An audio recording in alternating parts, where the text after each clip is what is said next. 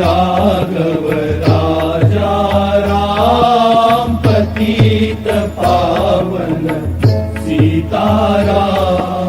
जानकी जीवन राम नाम सुंदर माधव मेघ श्याम। जानकी जीवन राम नाम सुंदर माधव मेघ श्याम। रघुपति राघव राजा राम पतित पावन सीताराम।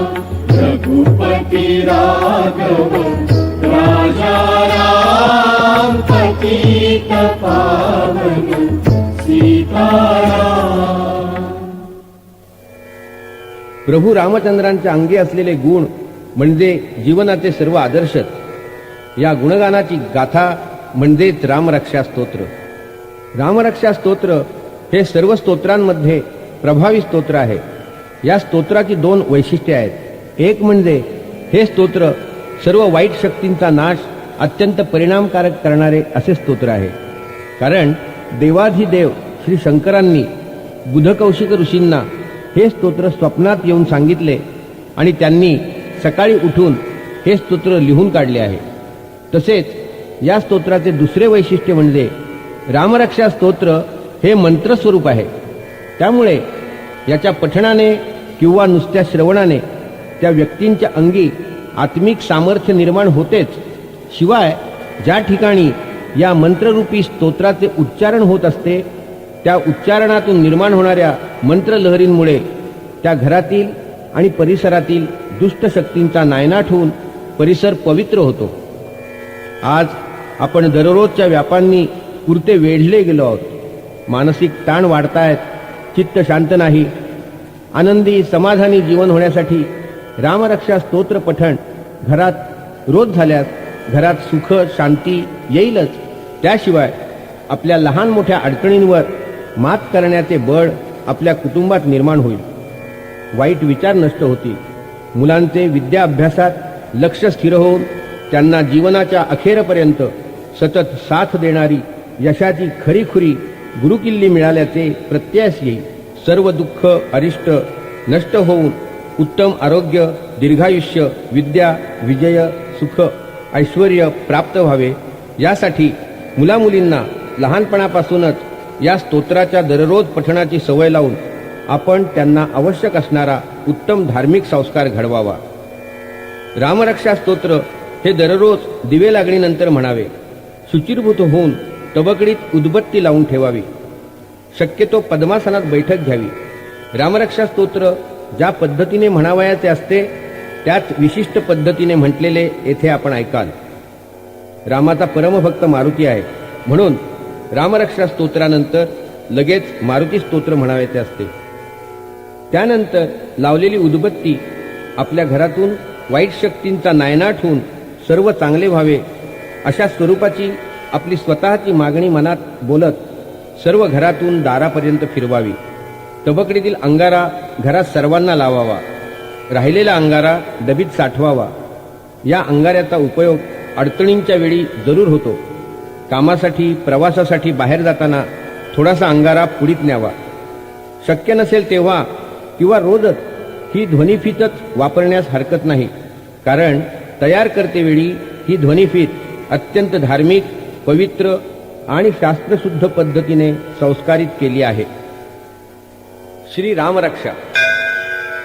उपासनादिज्ञानानां मार्गदर्शन तत्परः मत्याग्रतया च धन्योऽसौ दत्तात्रेय कवीश्वरः पाण्डित्यं भूषणं यस्य विनयेन समन्वितम् लोके दुर्लभमेतद्धि वर्तते तत्कवीश्वरे. सद्गुरुभ्यो नमो नमः. श्रीगणेशाय नमः.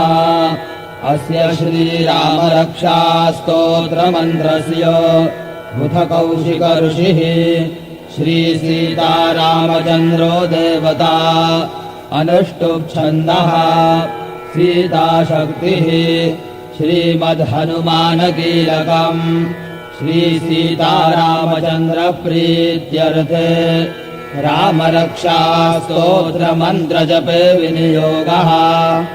अथ ध्यानम् ध्यायेदाजानुबाहुन् धृतशरधनुषम् बद्धपद्मासनस्थम् पीतम् वासो वसानन् नवकमलदलस्पर्धिनेत्रम् प्रसन्नम् वामाङ्गारूढसीता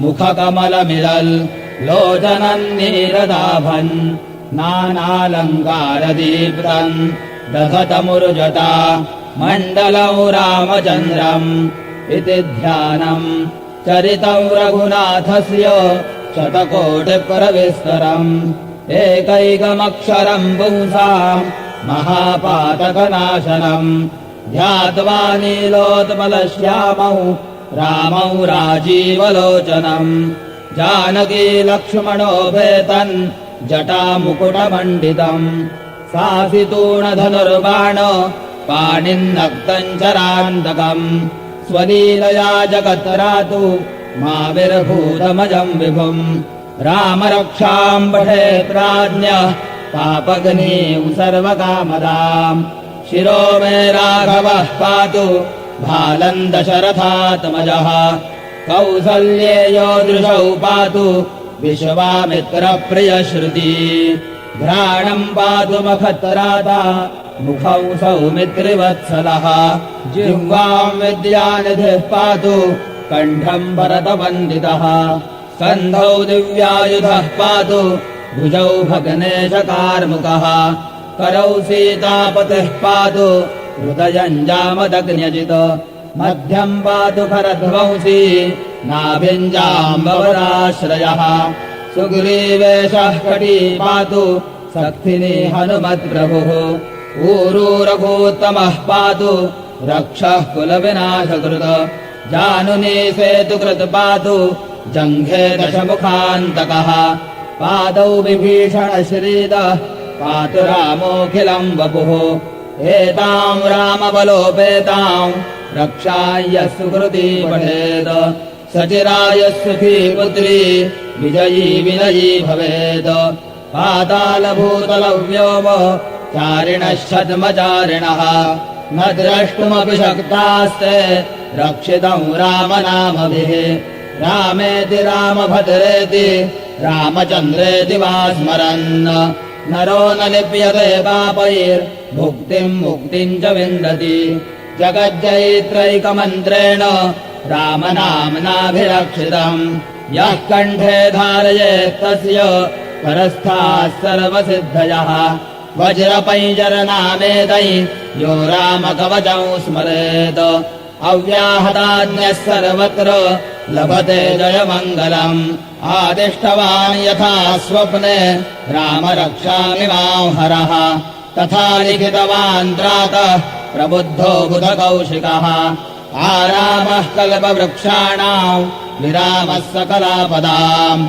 अभिरामस्त्रिलोकानाम् राम श्रीमान् स नः प्रभुः करुणौ रूपसम्पन्नौ सुकुमारौ महाबलौ पुण्डरीकविशालाक्षौ चीरकृष्णाजिनाम्बरौ फलमूलाशिनौ दान्तौ तापसौ ब्रह्मचारिणौ पुत्रौ दशरथस्यैतौ भ्रातरौ रामलक्ष्मणौ शरण्यौ सर्वसत्त्वानां श्रेष्ठौ सर्वधनुष्मताम् रक्षः कुलनिहन्तारौ त्रायेतान्नो रघूत्तमौ आत्तसज्जधनुषा विशुस्पृशा वक्षया शुकनिषङ्गसङ्गिनौ रक्षणाय मम रामलक्ष्मणा वग्रतः पथि सदैव गच्छताम् सन्नद्धः कवची खड्गी चापबाणधरो युवा गच्छन् मनोरथोऽस्माकौ रामः पातु स लक्ष्मणः रामो दाशरथिः शूरो लक्ष्मणानुचरो बली काकुत्स्थः पुरुषः पूर्णः कौसल्येयो रघूत्तमः वेदान्तवेद्यो यन्नेशः पुराणपुरुषोत्तमः जानकीवल्लभ श्रीमान् अप्रमेयपराक्रमः इत्येतानि जपन्नित्यम् मद्भक्तश्रद्धयान्वितः अश्वमेधाधिकम् पुण्यौ सम्प्राप्नोति न संशयः रामम् दूर्वादलश्यामम् पद्माक्षम् पीतवाससम् स्तुवन्ति नामभिर्दिव्यैर्न ते संसारिणो नराः रामम् लक्ष्मणपूर्वजौ रघुवरौ सीतापतिं सुन्दरम् काकुत्स्थम् करुणार्णवम् गुणनिधिं विप्रप्रियम् धार्मिकम् राजेन्द्रौ सत्यसन्धन् दशरथतनयौ श्यामलौ शान्तमूर्तिम्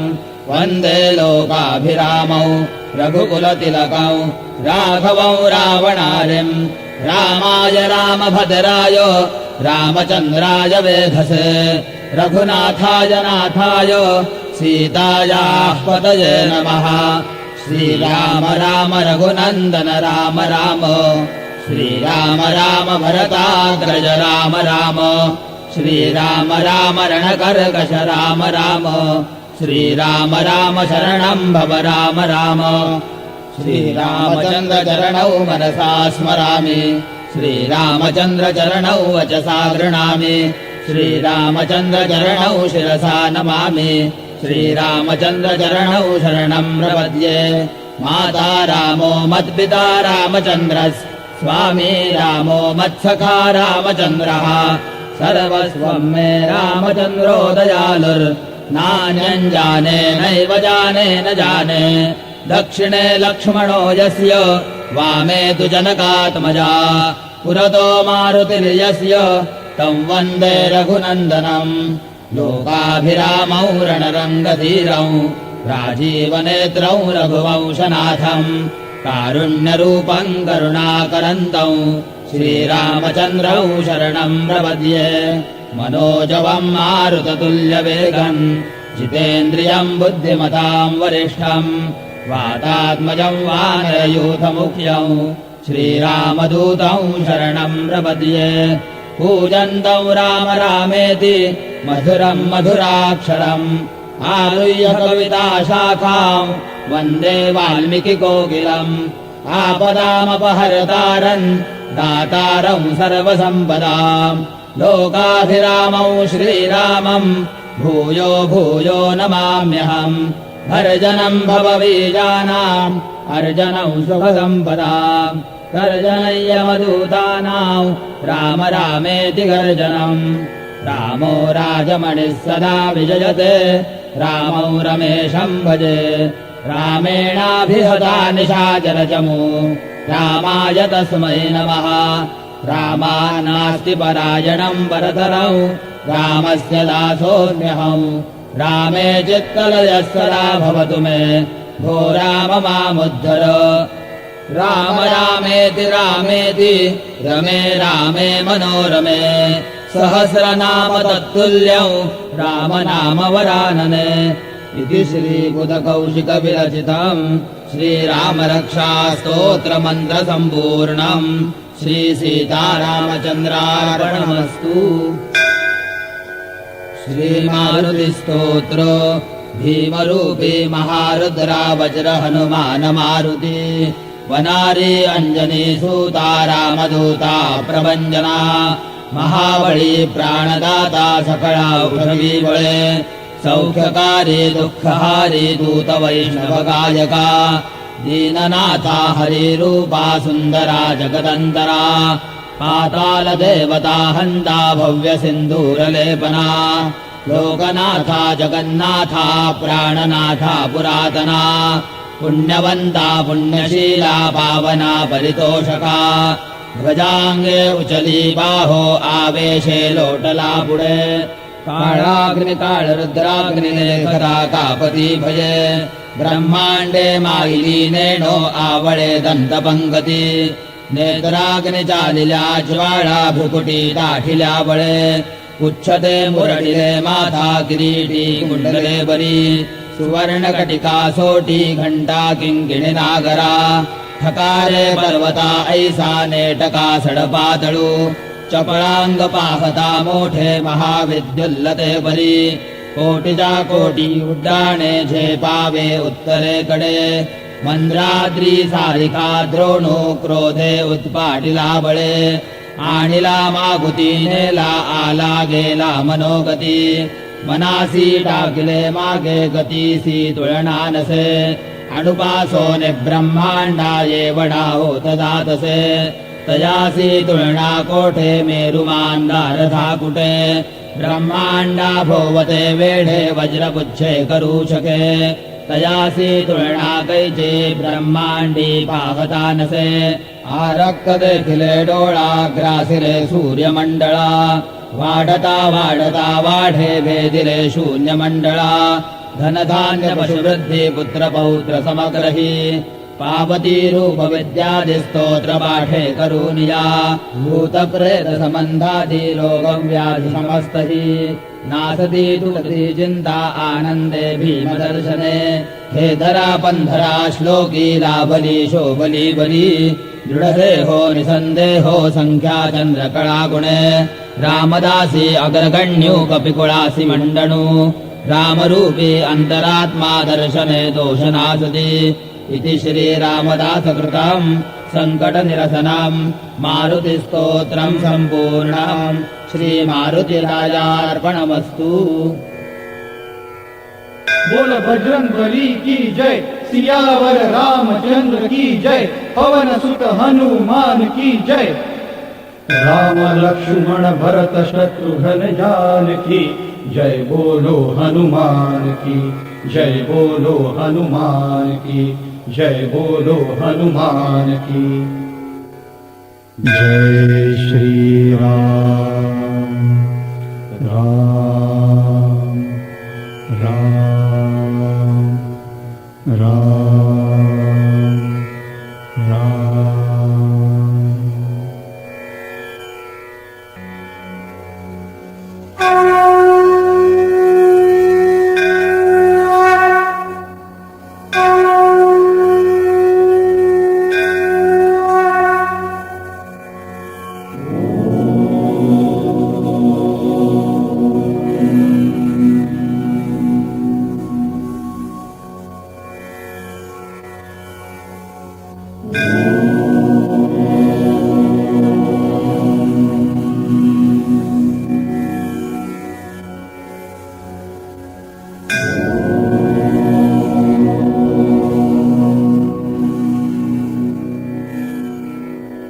आपण ऐकलेले रामरक्षा स्तोत्र हे संपूर्ण संस्कृत श्लोकात आहे। या श्लोकांचा अर्थ समजल्याशिवाय याचे महात्म्यही समजणार नाही आणि ते समजल्याशिवाय पठणाची ओढ आणि गोडीही लागणार नाही। म्हणूनच या श्लोकांचा सारांश रूपाने अर्थ आपण जरूर ऐकावा। श्रीराम श्रीराम श्रीराम श्रीराम श्रीराम श्रीराम। श्री गणेशाय नमः। अस्य श्रीरामरक्षास्तोत्रमन्त्रस्य बुधकौशिक ऋषिः श्री सीतारामचन्द्रो देवता अनुष्टुप् सीताशक्तिः श्रीमद्हनुमानकीलकम्।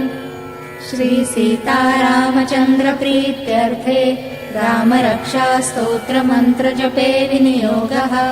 अथ ध्यानम् ध्यायेदाजानुबाहुम् धृतशरधनुषम् बद्धपद्मासनस्थम् पीतम् वासोवसानम् नवकमलदल स्पर्धनेत्रम् प्रसन्नम् वामाङ्कारूढसीता मुखकमलमिलल् लोचनम् नीरदाभम् नानालङ्कारदीप्तम् दधतमुर्जटा मण्डलौ रामचन्द्रम्।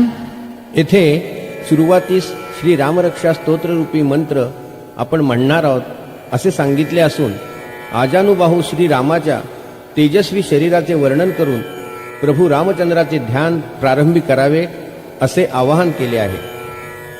इति ध्यानम् चरितम् रघुनाथस्य शतकोटिप्रविस्तरम् एकैकमक्षरम् पुंसाम् महापातकनाशनम् ध्यात्वा नीलोत्पलश्यामम् रामौ राजीवलोचनम् जानकी लक्ष्मणोपेतम् जटामुकुटमण्डितम् सासितून धनुर्बाण पाणिं नक्तं चरान्तकम् स्वलीलया जगत्रातुम् आविर्भूतमजं विभुम्. जन्मरहित आणि सर्व व्यापक परमेश्वर या जगाचे रक्षणार्थ श्री रामाच्या रूपाने अवतरला असून रामाचे 100 कोटी श्लोकांचे चरित्र इतके तेजस्वी आहे की त्यातील एक एक अक्षरही महापातकांचा नाश करणारे आहे. यासाठी रामरक्षां पठेत् प्राज्ञा पापग्निं सर्वकामदाम् शिरो मे राघवः पातु बालं दशरथात्मजः. म्हणजेच सुज्ञांनी श्री रामचंद्राचे ध्यान करून पापांचा नाश करणारी आणि सर्व मनकामना पूर्ण करणारी रामरक्षा नित्य नेमाने म्हणावी असे सांगून कौसल्ययो दृशौ पातु विश्वामित्र प्रियश्रुति घ्राणं पातु मखत्राता मुखं सौमित्रिवत्सलः जिह्वां विद्यानिधिः पातु कण्ठं भरतवन्दितः स्कन्धौ दिव्यायुधः पातु भुजौ भग्नेशकार्मुकः करौ सीतापतिः पातु हृदयं जामदग्नजित मध्यं पातु खरध्वंसी नाभिं जाम्बवदाश्रयः सुग्रीवेशः कटी पातु शक्तिनी हनुमत्प्रभु ऊरू रघुत्तमः पातु रक्षः कुलविनाशकृत जानुनी सेतुकृत् पातु जङ्गे दशमुखान्तकः पादौ विभीषणः श्रीद पातु रामोऽखिलं वपुः. या श्लोकातून धर्मवीर शूरवीर कर्तव्यदक्ष श्रीरामाने आपल्या शरीराच्या प्रत्येक अवयवाचे रक्षण करावे अशी आळवणी आपण व्यक्त करतो. पुढचे 5 श्लोक मुख्य रामरक्षा स्तोत्र समजले जाते. एतां रामबलोपेतां रक्षां यः सुकृती पठेत् सचिरायुः सुखी पुत्री विजयी विनयी भवेत्. जो मनुष्य या सामर्थ्यवान रामरक्षेचे पठण करेल त्याला दीर्घायुष्य सुख पुत्र विजय तसेच विनय प्राप्त होईल. पाताल भूतल व्योम चारिणश्छद्मचारिणः न द्रष्टुमपि शक्तास्ते रक्षितं रामनामभिः. कोठेही पाताळात पृथ्वीवर किंवा आकाशात संचार करणाऱ्या दुष्ट मायावी शक्ती रामनामाने रक्षण केलेल्या व्यक्तीकडे पाहण्याची हिंमत सुद्धा करू शकत नाही. रामेति रामभद्रेति रामचंद्रेति वा स्मरन् नरो न लिप्यते पापे भुक्तिं मुक्तिं च विन्दति. श्रीराम श्री रामभद्र श्री रामचंद्र ह्या नावांच्या उच्चारणाने स्मरणाने सुखोपभोगासह मुक्ती मिळते. जगज्जैत्रैकमन्त्रेण रामनाम्नाभिरक्षितं यः कण्ठे धारयेत् तस्य करस्थाः सर्वसिद्धयः. श्री रामनाम हा जगामध्ये जय प्राप्त करून देणारा श्रेष्ठ मंत्र आहे. या रामनामाने अभिरक्षित केलेली कोणतीही वस्तू रामरक्षेचा रामनामाने मंतरलेला अंगारा वगैरे जो गळ्यामध्ये धारण करील त्याला सर्व सिद्धी प्राप्त होतील. वज्रपैञ्जरनामेदं यो रामकवचं स्मरेत् अव्याहताज्ञः सर्वत्र लभते जयमङ्गलम्. रामकवच हे बळकट पिंजऱ्यासारखे संरक्षक आहे. म्हणूनच याला वज्रपंजर म्हणतात. आणि जो ह्या रामकवचाचे स्मरण करेल त्याची आज्ञा कुठेही कधीही अमान्य केली जाणार नाही. त्याचा सर्वत्र विजयच होईल, त्याचे कल्याण होईल. भगवान शिवशंकराने रामरक्षा बुधकौशिक ऋषींना स्वप्नात सांगितल्यावर त्यांनी प्रातःकाळी जागे झाल्यावर ती लिहून काढली. या अर्थाचा हा श्लोक ऐका. आदिष्टवान् यथा स्वप्ने राम रक्षामि मां हरः तथा लिखितवान् प्रातः प्रबुद्धो बुधकौशिकः. रामरक्षेच्या पुढील श्लोकातून श्री रामचंद्रांच्या रूपाचे गुणांचे तेजाचे वर्णन असून सावलीसारखा सतत त्यांच्याबरोबर असलेल्या लक्ष्मणासह श्रीरामाने आमचे रक्षण करून यज्ञाधिपती पुरुषोत्तम श्रीराम हे पूर्ण ब्रह्म असल्याचे म्हटले आहे. ऐका हा. आरामः कल्पवृक्षाणां विरामः सकलापदाम् अभिरामस्त्रिलोकानां रामः श्रीमान् सनः प्रभुः तरुणौ रूपसम्पन्नौ सुकुमारौ महाबलौ पुण्डरीकविशालाक्षौ क्षीरकृष्णाजिनाम्बरौ फलमूलाशिनौ दान्तौ तापसौ ब्रह्मचारिणौ पुत्रौ दशरथस्यैतौ भ्रातरौ रामलक्ष्मणौ शरण्यौ सर्वसत्त्वानां श्रेष्ठौ सर्वधनुष्मतां रक्षकुलनिहन्तारौ त्रायेतानो रघुत्तमौ आत्तसज्जधनुषा विशस्पृशा वक्षया शुभनिषङ्गसङ्गिनौ रक्षणाय मम रामलक्ष्मणा वग्रतः पथि सदैव गच्छताम् सन्नद्धः कवची खड्गी चापबाणधरो युवा गच्छन्मनोरथोऽस्माकम् रामः पातु स लक्ष्मणः रामो दाशरथिः शूरो लक्ष्मणानुचरो बली काकुत्स्थः पुरुषः पूर्णः कौसल्येयो रघुत्तमः वेदान्तवेद्यो यज्ञेशः पुराणपुरुषोत्तमः जानकी वल्लभः श्रीमान् अप्रमेय पराक्रमः तर इत्येतानि जपन् नित्यम् मद्भक्तः श्रद्धयान्वितः अश्वमेधाधिकम् पुण्यम् सम्प्राप्नोति न संशयः. हा श्लोक श्रीरामाच्या नावाचा श्रद्धापूर्वक जप अश्वमेध यज्ञाच्या पुण्याहूनही निःसंशय अधिक पुण्य देतो असा निर्वाळा देतो. रामम् दूर्वादलश्यामम् पद्माक्षम् पीतवाससम् स्तुवन्ति नामभिर्दिव्यैर् न ते संसारिणो नराः.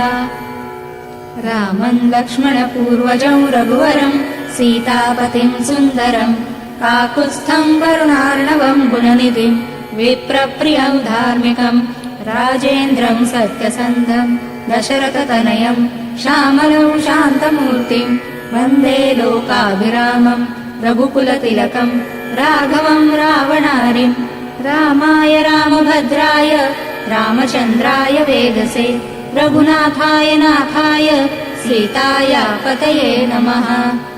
श्रीरामाची स्तुती आणि भक्तवत्सल प्रभू रामचंद्रांच्या प्रती वंदनीय भाव दर्शविणाऱ्या या श्लोकांनंतर रणांगणात कठोर असणारा भक्तांच्या रक्षणकर्त्या रामाला शरण जाऊन श्रीरामच आमचे सर्वस्व असल्याची जाणीव स्पष्ट करणारे हे श्लोक ऐका.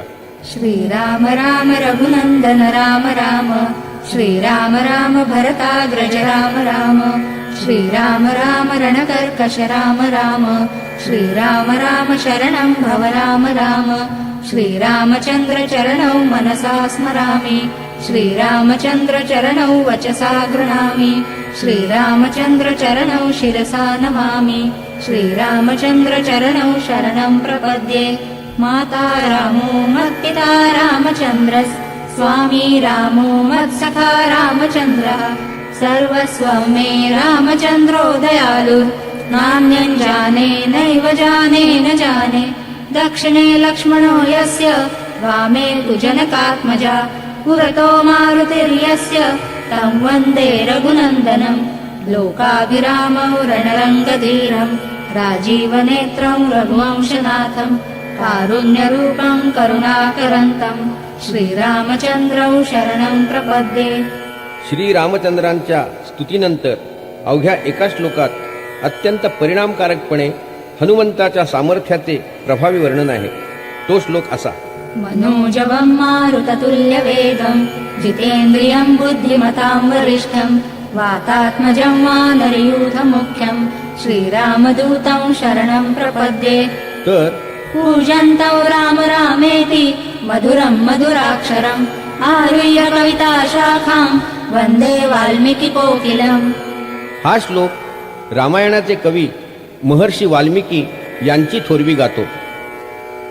शेवटच्या पुढील श्लोकातून पुन्हा एकदा राम राम असे उच्च स्वराने रामनाम घेणाऱ्याचे राम रक्षण करतोच, शिवाय सुख संपदा प्रदान करून यमदूतांनाही जणू दूर ठेवतो.